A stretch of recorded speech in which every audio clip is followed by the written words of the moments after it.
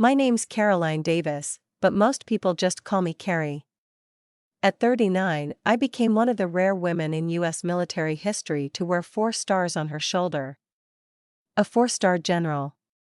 Today, I stood outside my younger brother Matthew's promotion ceremony, fully dressed in my formal uniform, every ribbon and medal pinned precisely where they belonged. 20 years of service. 2 combat tours. 4 stars. And somehow, I wasn't even on the guest list. Let that sink in, the irony didn't escape me. I was the highest-ranking officer in our family, hell, in most rooms I walked into, and yet I couldn't get past the registration table at my own brother's big day. Before I dive into this story, drop a comment below and let me know where you're watching from. And if you've ever had to quietly hold your ground when someone tried to erase you, you're in the right place. Like, subscribe, and follow along, because this story? It's not just about family. It's about dignity. Matthew and I grew up in a military home in Norfolk, Virginia. Our dad, Colonel Frank Davis, ran our household the same way he ran his infantry units, with structure, precision, and no excuses. Mornings started with inspection, beds tight as drum skins, shoes polished until they blinded you, and not a single thing out of place. Some people would call that extreme. For us, it was just Tuesday, but here's the thing. That discipline? It built us. Taught us values that shaped everything we'd become: responsibility, loyalty, grit. Matt and I were 3 years apart. Close enough to be buddies, not rivals. We were inseparable, building tree forts, dodging imaginary landmines, and launching daring rescue missions for stuffed animals held hostage in the backyard. We called it Special Ops. I'd plan the mission. Matt would execute it.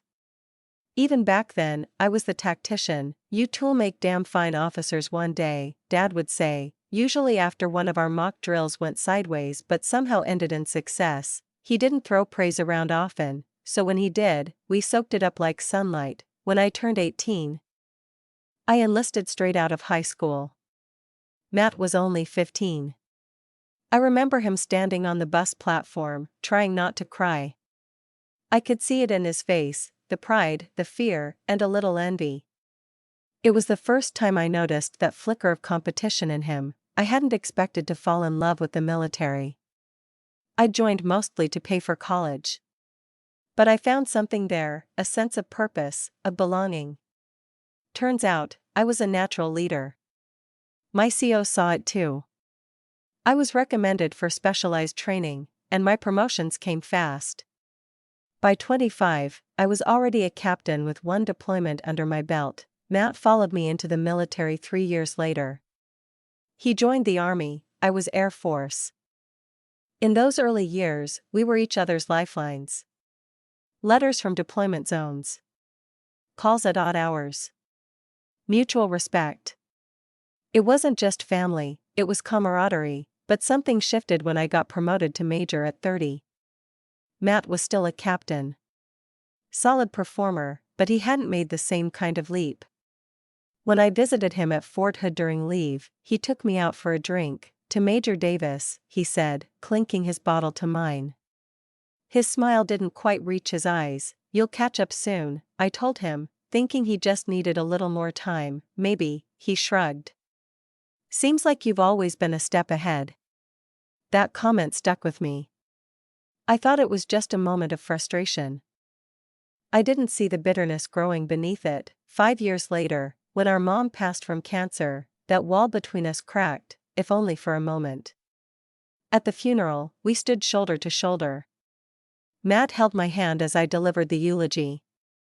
That night, we stayed up talking like we used to. "She was proud of you," he said, as dawn crept through the blinds. "She was proud of both of us," I replied, gently correcting him. He nodded, but didn't say anything else. And just like that, the closeness faded again. By then, I'd earned a pair of bronze stars, a Purple Heart, and a rep for crafting strategic ops that saved more lives than I could count. My specialty, cybersecurity and counterintel, opened doors women in uniform had rarely walked through.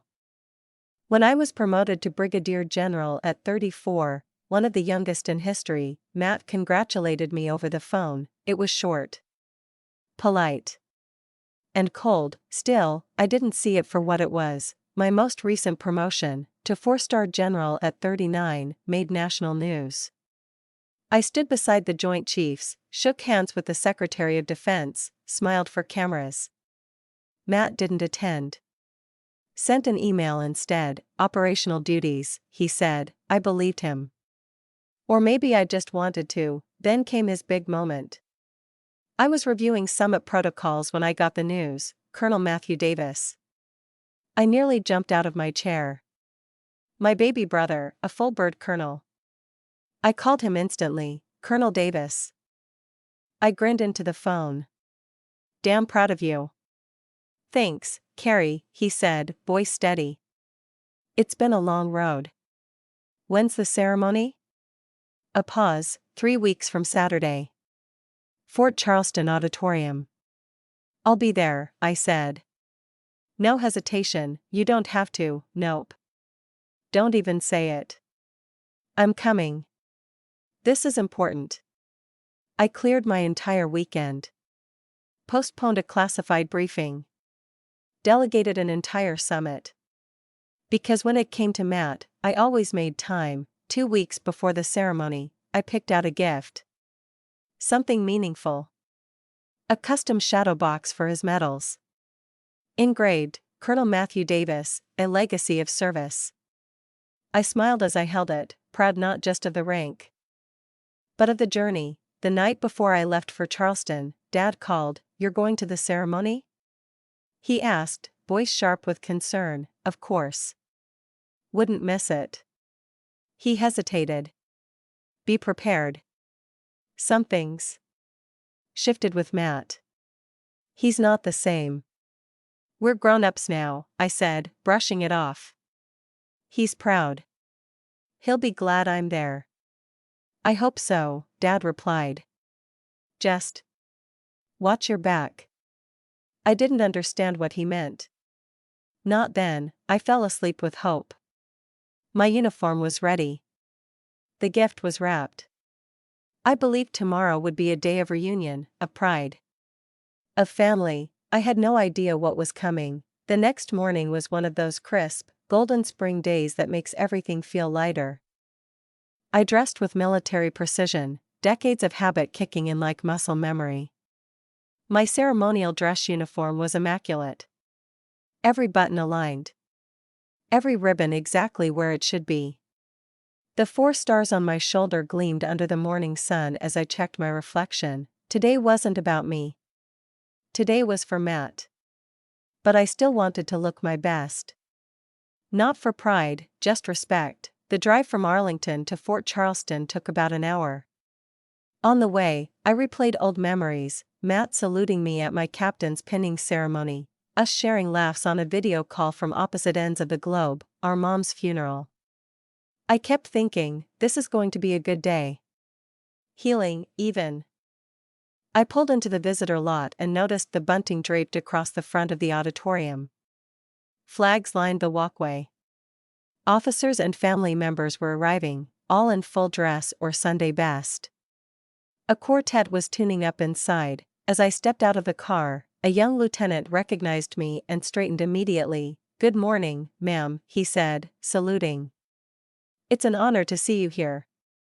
Thank you, Lieutenant, I returned the salute.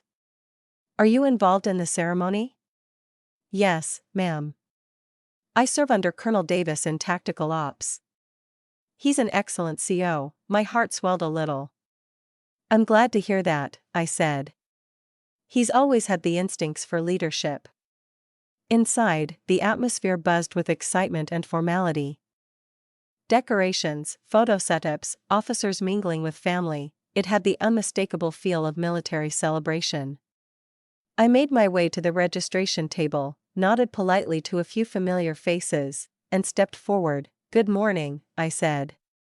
General Caroline Davis, here for Colonel Davis's promotion ceremony. The 2 officers behind the table, both junior lieutenants, froze for half a second before scrambling to look at the tablet in front of them. The woman on the left spoke first. Good morning, General Davis. Just one moment. She scrolled. And kept scrolling. And then. Her expression changed. Ma'am. I'm not seeing your name on the guest list. My smile didn't falter. Yet, that must be a mistake, I said calmly. I'm Colonel Davis's sister. She checked again.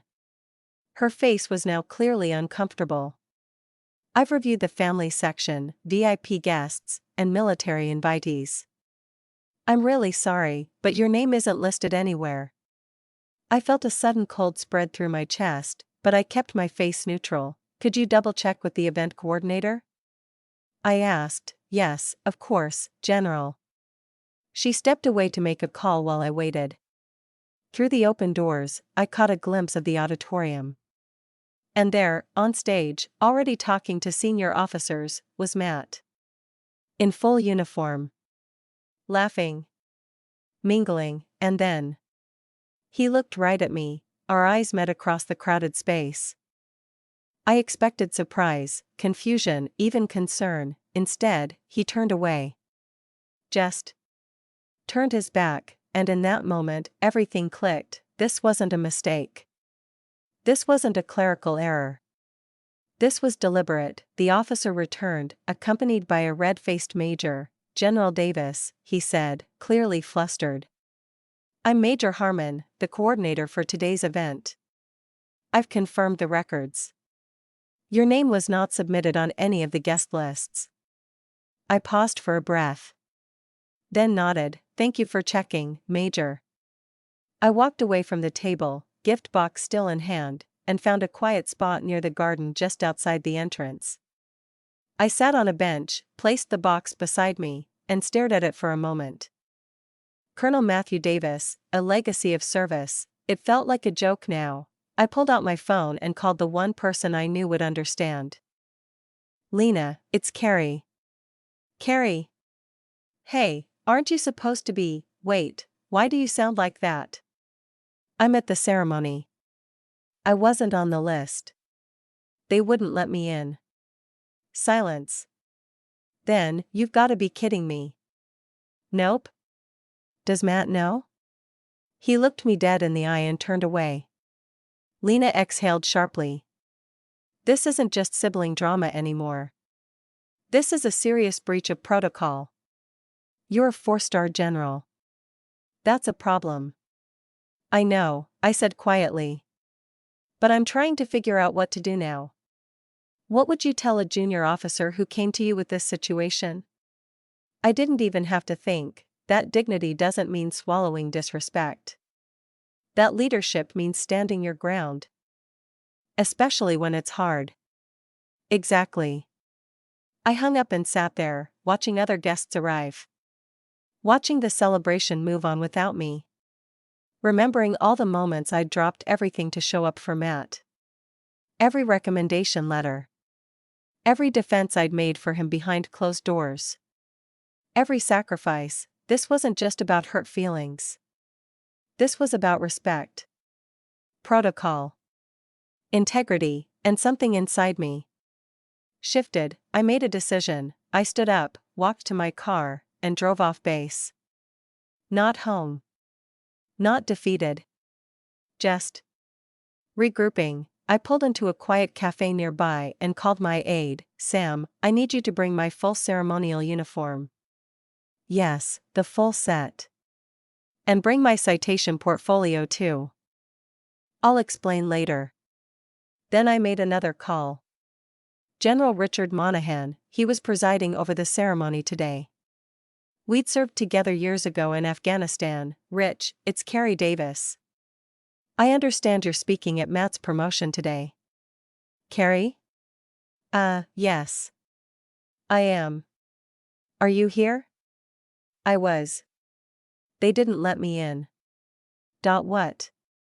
I gave him the short version.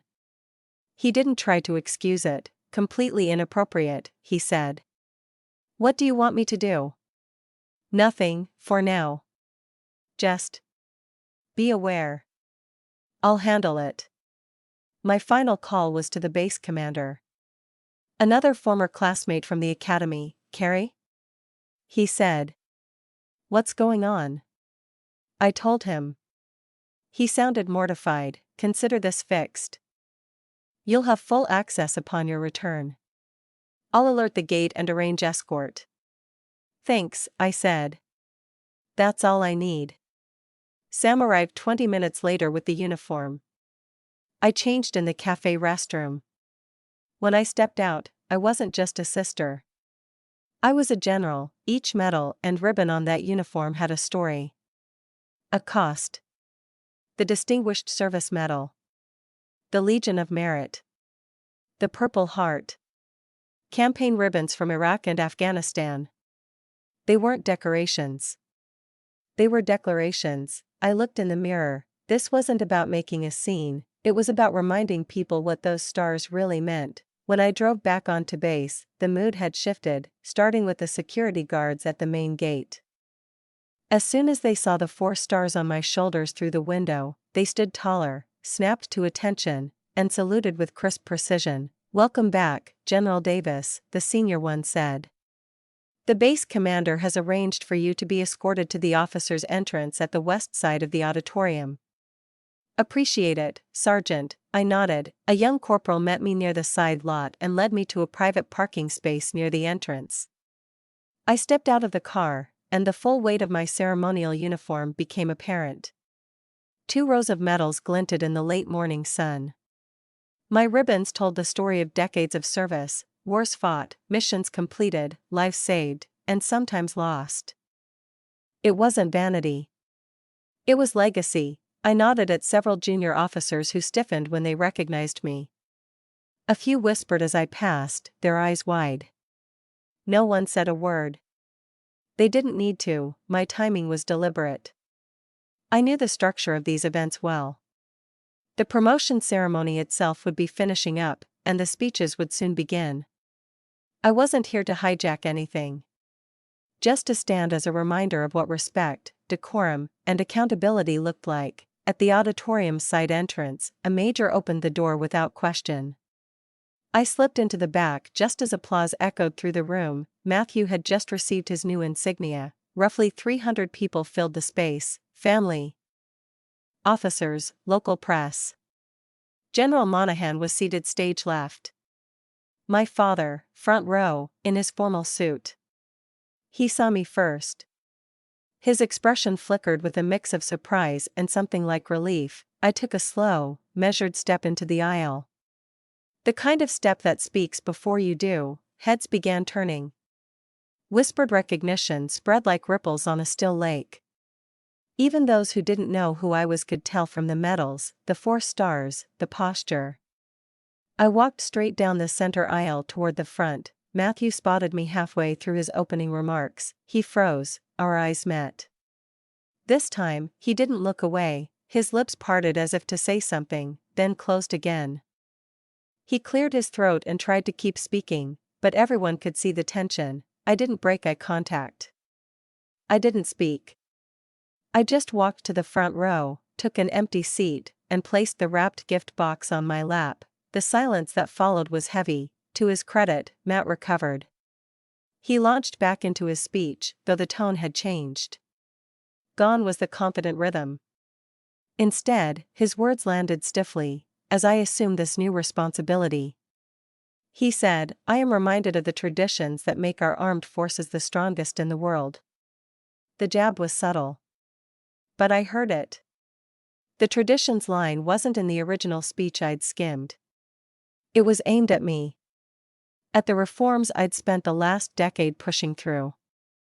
Still, I sat tall, my face unreadable. When he finished, General Monahan stood and approached the podium. After a few formal remarks, he paused. Looked directly at me. "We have a distinguished guest in the audience, an unexpected, but very welcome one."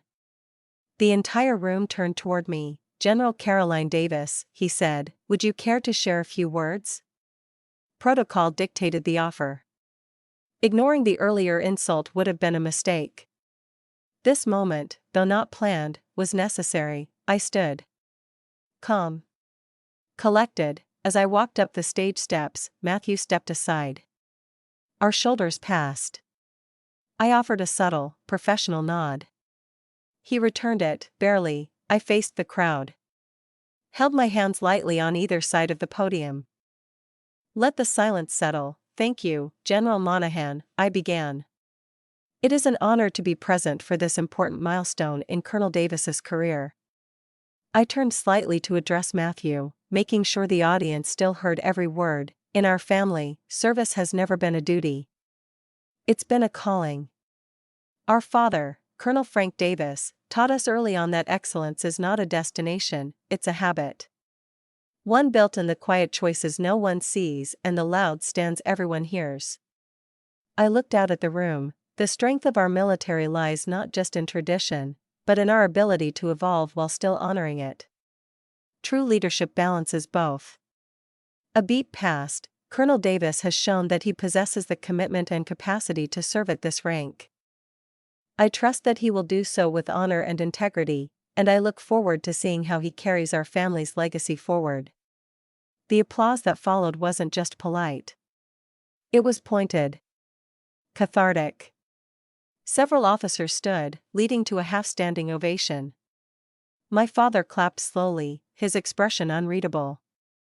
I returned to my seat as the closing announcements began. As expected, everyone transitioned to the reception hall next door. Crystal glasses, hors d'oeuvres, a string quartet, the usual polished affair. But under the surface, the room buzzed. I didn't have to say anything.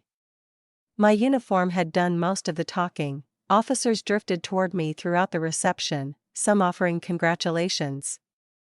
Others bringing up strategic topics they'd been waiting to discuss. Most, though, just wanted to acknowledge what had happened, with a nod, a handshake, or a quiet ma'am. Matt kept his distance. He was circling, avoiding. But I knew it wouldn't last. Finally, Dad walked up beside me, holding a champagne flute like it was a prop more than a drink. This has gone on long enough, he muttered, his voice low. You two need to talk. Before this becomes lunchroom gossip for the next 6 months. I've been ready, I said simply. He nodded toward a side hallway. Conference room. I'll send him in 5 minutes. I made my way through the hall like I was on a mission. Slipped into the small meeting room. It was quiet, sterile, windowless. 5 minutes later, the door creaked open. Matt stepped in. Still in full uniform. Still guarded. He didn't speak, I didn't either. For a long moment, we just looked at each other, 2 officers. 2 siblings. Both wearing hard-earned decorations. Both wondering what came next. Congratulations on your promotion, I said first. It's well-deserved. He stayed near the door. Arms folded, is it? He said. Or did I just get it because I'm General Davis's brother? His voice wasn't angry. It was hollow. Resentful. Wounded, I stood quietly, not reacting. Your record earned it, I said. I never pulled strings for you. You didn't need to. He snapped. I've heard the whispers my whole career. Every time I got promoted, it wasn't me, it was, oh, that's Caroline Davis's little brother. I took a breath. Kept my tone calm. So, you excluded me? Had me turned away? His silence was an answer. I stepped closer, not in anger, but in clarity. Matt, I've never seen this as a competition. But let me ask you something. If any other 4-star general showed up to your ceremony and got blocked at the door, would that have been acceptable? He didn't answer. Didn't need to. This wasn't about me showing up to steal your spotlight, I said. This was about basic respect. Chain of command. Protocol. He looked away. Finally said, I didn't personally take your name off the list. Harrington's aide suggested keeping things focused on tradition. Said having you there would be a distraction. And you let them do it. The words weren't an accusation. They were just truth. A knock interrupted us. Excuse me, General, Colonel, a young lieutenant poked in. General Monahan is asking for you both for the official photographs. Matt nodded. The door closed again. This conversation isn't finished, I said. No, he agreed, finally looking me in the eyes. It's not. We walked to the photo session in silence. Side by side, but separated by so much more than just a few paces. The reception hall buzzed as the event photographer arranged people into neat rows. Matt stood between General Monahan and another senior officer. I took my place 2 spots over, maintaining proper protocol, every movement measured and intentional. After the formal group shot, smaller clusters formed: command staff, family, former unit mates. I smiled politely through it all, my presence now fully acknowledged, even if no one wanted to speak directly about what had happened. Matt and I didn't speak again during the remainder of the event, but I noticed his energy had changed. His eyes darted toward me more often. He lingered near my orbit without approaching. Others, however, didn't hesitate. A lieutenant colonel approached with a nervous smile. General Davis, she said, your cyber readiness initiative has transformed how we operate in Eastern Command. I just wanted to thank you in person. I'm glad to hear it's made a difference, I replied with a warm nod. One by one, officers, many of them younger, more diverse, and from the newer branches, came up to speak. Not about the drama. About the work. The reforms. The leadership. This, I realized, was the real power of showing up. From across the room, I saw General Harrington talking to a cluster of officers. He glanced at me, nodded coolly, then turned away. His usual air of political confidence seemed just a bit thinner. A few moments later, my father appeared again, champagne flute now empty. His expression weary. I hope you're planning to speak with your brother before you both head out, he said.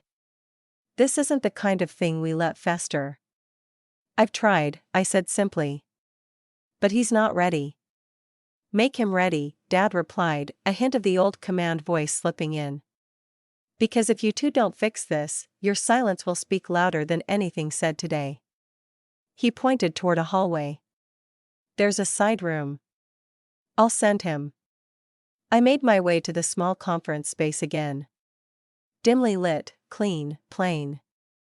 I removed my cap, set it on the table, and waited. A few minutes later, the door creaked open. Matt stepped in, hesitated, then shut the door behind him. He looked tired.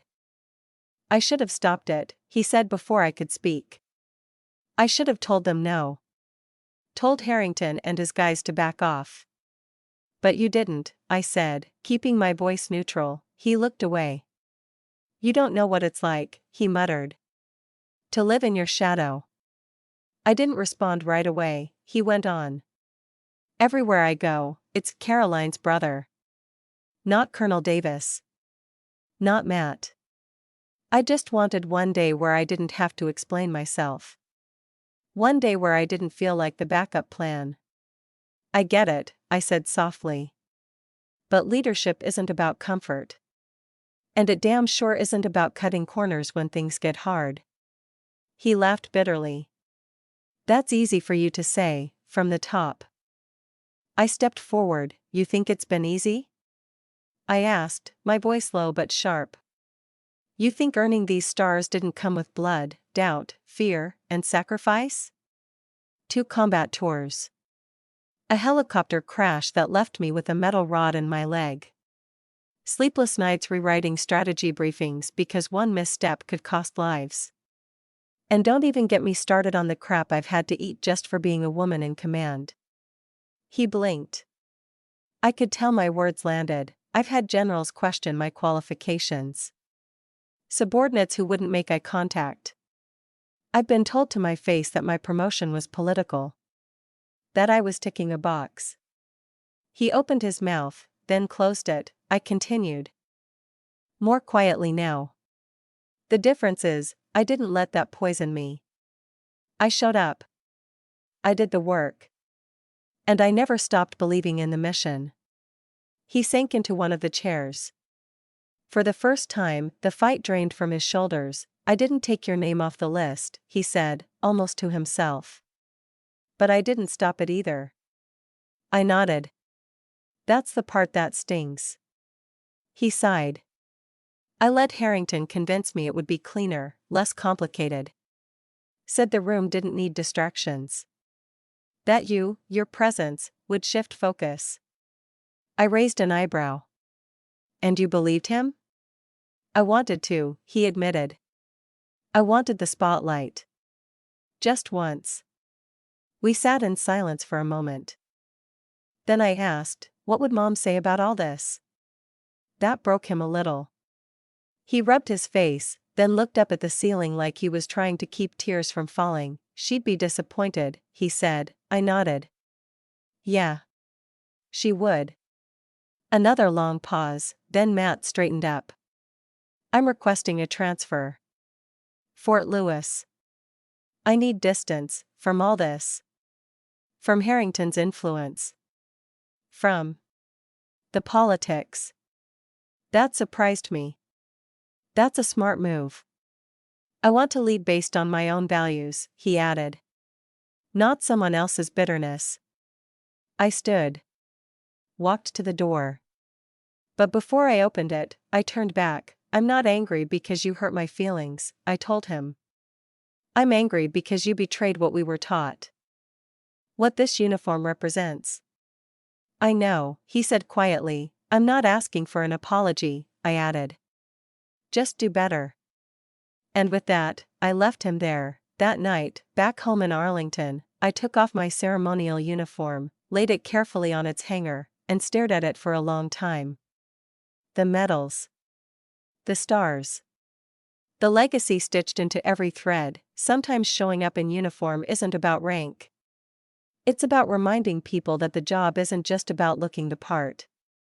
It's about earning it. A week later, I was back in my office at the Pentagon, sorting through security briefings and preparing for a classified strategy session, when my assistant knocked. General Davis, there's a courier here with a personal delivery. Says it's from Colonel Davis. I paused.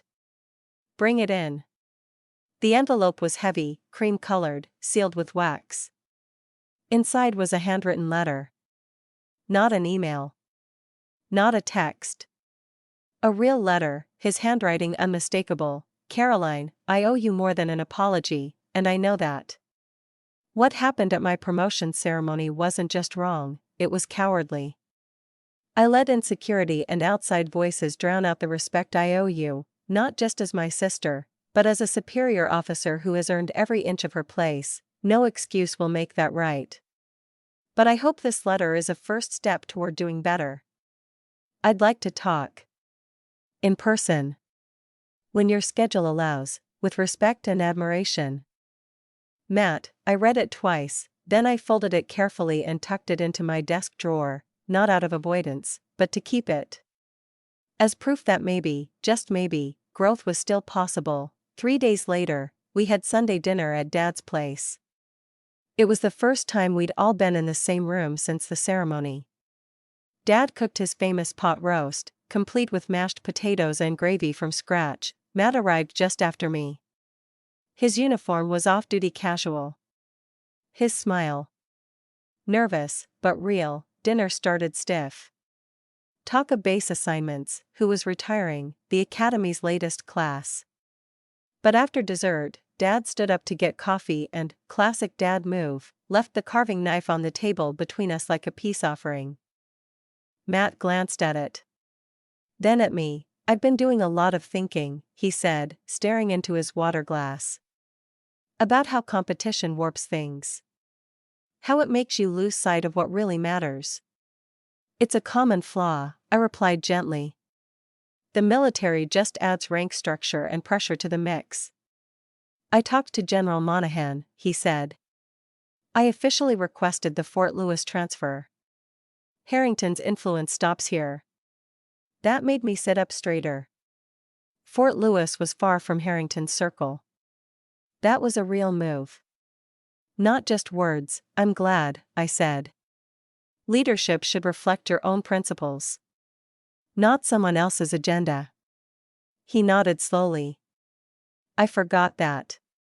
The conversation drifted toward childhood memories after that: bike crashes, backyard recon missions, mom's overcooked lasagna.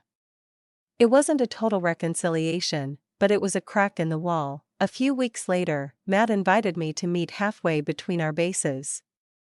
A quiet little cafe outside Quantico. Neutral ground. No brass. No uniforms. After some polite catch-up, he leaned forward and said, "There was something you said at the ceremony, that line about how real leadership requires balancing respect for tradition and the courage to evolve." I nodded. "I never considered what it cost you to create that evolution," he said, his voice soft. "What it cost to wear those stars with meaning." I let him talk. I got so focused on feeling overshadowed, I never stopped to think about what it took to cast that shadow in the first place. I looked at him closely. He wasn't fishing for sympathy. He was finally seeing the bigger picture. "I heard about the death threats you received during the Integrated Combat Unit rollout," he added. "Dad told me." "You never mentioned that." "I don't carry around my battle scars like trophies," I said. "And I don't let fear make my decisions." Matt nodded slowly. "That's leadership." I let resentment speak for me instead. His words hit me harder than I expected. "You didn't just betray me at that ceremony," I said carefully. "You betrayed the part of you that knows better." "But this? Right now? This is the man I knew growing up." We talked for another hour, about how we were raised, the good and the rigid. The discipline that made us strong and the pressure that made us cold. We agreed on new boundaries, professional and personal, and promised not to let rank ever override respect again. It wasn't magic. But it was something real. 3 months later, we both attended General Monahan's retirement ceremony. The room was full of top brass. I walked in with several Joint Chiefs. Matt came in with his wife. We acknowledged each other with a nod, shook hands, and made brief introductions. It was professional. Warm. No tension. General Harrington was there too. His influence had taken a noticeable hit since the Pentagon reshuffle. He approached me with forced politeness. "Congratulations on your recent operation success in Central Command," he said, tone flat. "Thank you," I replied, keeping it formal. "Colonel Davis has also been doing excellent work at Fort Lewis." That last sentence was for him. A reminder. After the event, I began preparing my keynote for the Women's Military Leadership Conference at West Point. The topic? Integrity in Command. As I stood at the podium, facing hundreds of cadets, I felt that familiar surge of responsibility, not just to teach, but to model. "Leadership," I said, "isn't defined by the number of stars on your shoulder. It's defined by how you show up when the situation is hard. When you're hurt. When you're overlooked. When the easy thing is to walk away, but the right thing is to stand firm." I didn't name names. Didn't tell the whole story. But the lesson? That came through loud and clear. Afterward, a line of young women waited to talk. They had questions. They had dreams.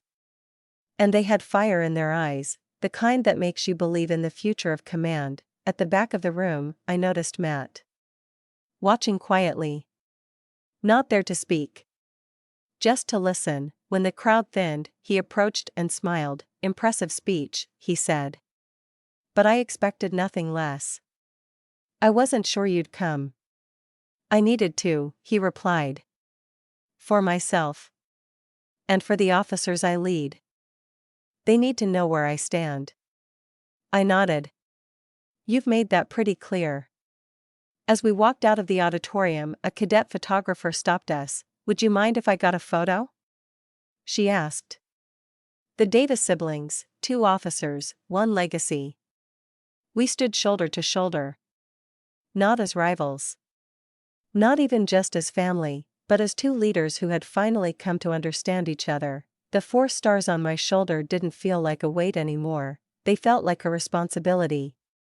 One I was proud to carry, because in the end, respect isn't given by rank. It's earned through grace, courage, and consistency when it matters most, and that's the kind of leadership that never fades. Have you ever had to hold your ground when someone you loved or respected let you down? How did you respond, with silence, with confrontation, or something in between? Drop your story in the comments.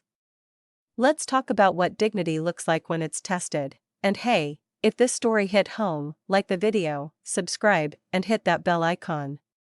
Because here, we believe real leadership starts with being true to yourself. Always, thanks for watching.